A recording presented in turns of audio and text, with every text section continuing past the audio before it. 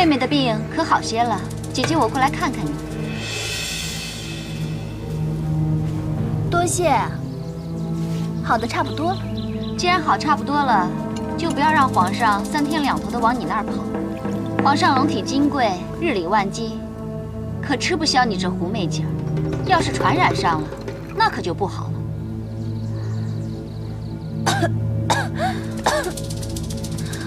啊，说的也是啊。姐姐，你身怀6甲，就不怕我传染给你吗？哎呀，哎呀，哎呀，我的肚子！娘娘，你怎么了？娘娘，啊！娘娘，我们可没碰你，我们没碰你。娘娘，你没事吧？娘娘，哎呀！爱妃突然间摔倒，是不是身体有什么不适？没事儿，只是不小心摔了一下。明明是冯昭仪推的。闭嘴！什么时候轮到你讲话？奴婢该死。是冯昭仪推的。难道是冯昭仪看到陈昭仪怀了龙子，心怀嫉妒？皇上，您别怪罪妹妹，她可能是和三王爷吵了架，心情不悦，所以……皇上，娘娘，他跑去见三王了。哎呀，皇上，瞧我这张嘴，宫里的太监宫女们都看见了，我特意嘱咐他们不要声张，以免惊扰皇上。可我自己去了。皇上，您可千万别怪罪妹妹啊！皇上，皇上！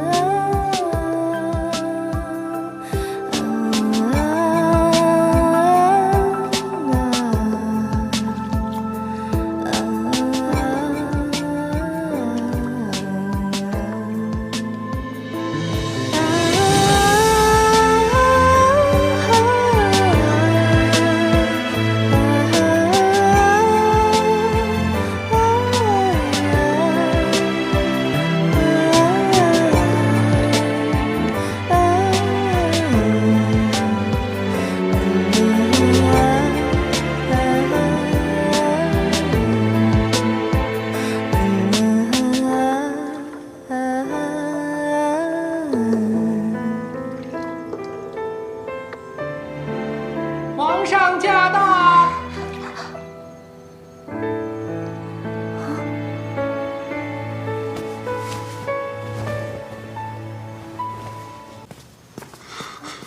皇上，您怎么来了？你今天去见三王了？对。怪不得你的病连国师都查不出来，原来你躲在这里装疯卖傻，就是为了方便跟三王私会。你想跟他旧情复燃吗？我没有，我根本就不知道他是谁。枉费朕这么宠着你，你不但跟三王藕断丝连，还推倒陈昭仪害朕的龙子。冯妙莲，你到底想干什么？胡说八道，我根本就没有碰过他。大胆！居然敢用这种口气跟朕说话！所有的嫔妃宫女都看见了，你还想抵赖吗？你是嫉妒陈昭仪怀上朕的龙种是吧？我没有，我是被陷害的。一个怀孕的女人就可以横行霸道，随便欺负人吗？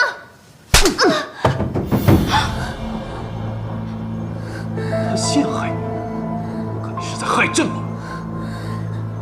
昏君，你凭什么打我？你只是一个昭仪，竟敢骂朕！朕现在就可以杀了你！